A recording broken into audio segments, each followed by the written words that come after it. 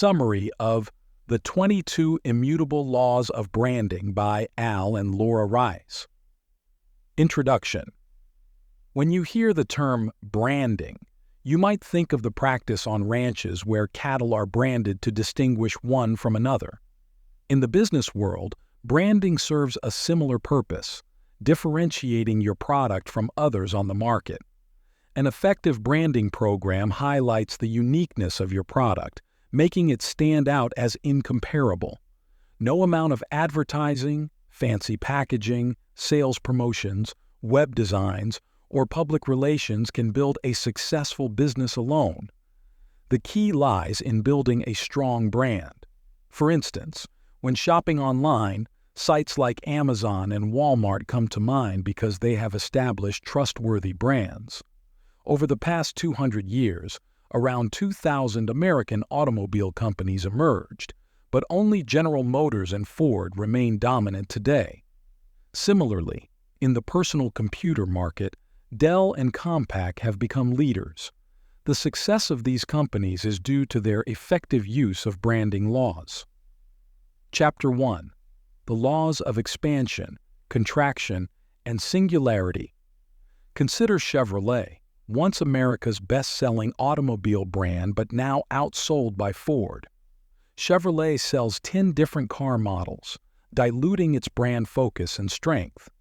This is the essence of the first law of branding, the law of expansion, which states that a brand becomes weaker as it expands.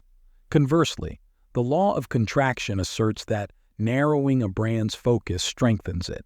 For example, Starbucks focused solely on coffee and now has a brand worth $8.7 billion. The law of singularity highlights that the most important aspect of a brand is its single-mindedness. Strong brands like Rolex and Volvo exemplify this by being synonymous with luxury watches and safe cars, respectively. Chapter 2. The Laws of Publicity and Advertising. While advertising can maintain a brand's presence, it is less effective in building a brand from scratch. The fourth law of branding, the law of publicity, emphasizes creating a public presence. Anita Roddick of The Body Shop turned her business into a major brand without advertising, relying instead on publicity. Similarly, Starbucks and Walmart spent little on advertising during their early years. Once a brand is established, the fifth law, the law of advertising, becomes crucial for maintaining its health and market share. Chapter 3. The Laws of the Word, Category, and Fellowship. To build a brand, you must own a word in the consumer's mind, a concept captured by the sixth law of branding, the law of the word. For instance, Mercedes-Benz is synonymous with prestige. The seventh law, the law of category, suggests creating a new market category when your focus is too narrow.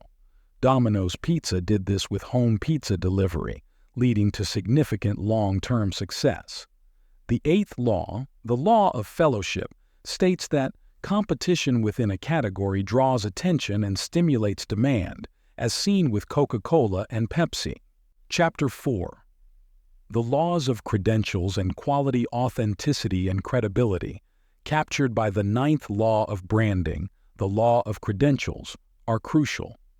Brands like Coca-Cola and Heinz lead their categories because of their credentials. When credentials are lacking, creating a new category can help, as Polaroid did with instant photography. The 10th law, the law of quality, posits that perceived quality, not actual quality, drives a brand's success.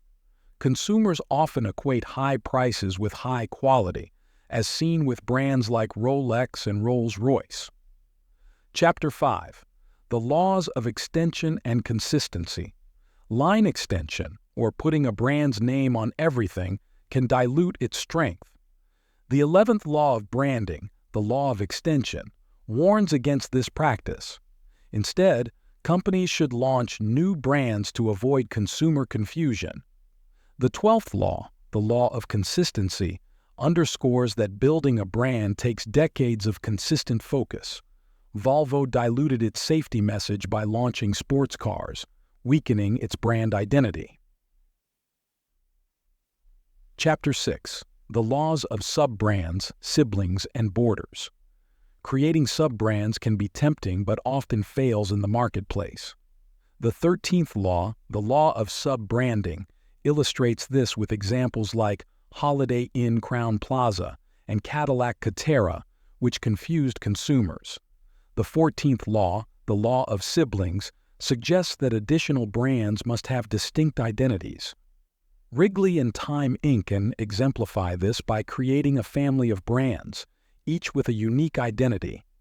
The 15th law, the law of borders, states that brands should expand internationally, maintaining their original identity in new markets. Chapter 7. The Laws of Shape and Color.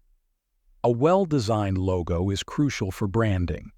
The 16th law, the law of shape, advises that logos should be horizontally oriented to fit the natural field of vision. Typography should be clear and legible.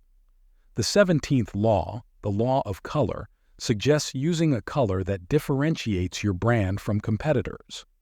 Colors convey different meanings. For instance, red attracts attention while blue signifies stability. Chapter 8. The Laws of the Name, the Generic, and the Company.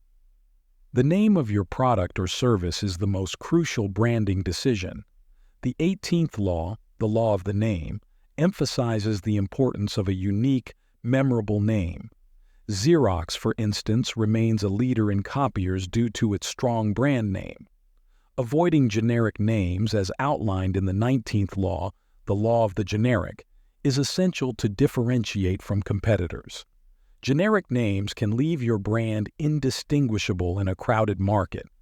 In conclusion, building a successful brand involves understanding and applying these 22 immutable laws. From focusing on a singular concept to maintaining consistency and expanding wisely, these principles guide the creation of strong, enduring brands.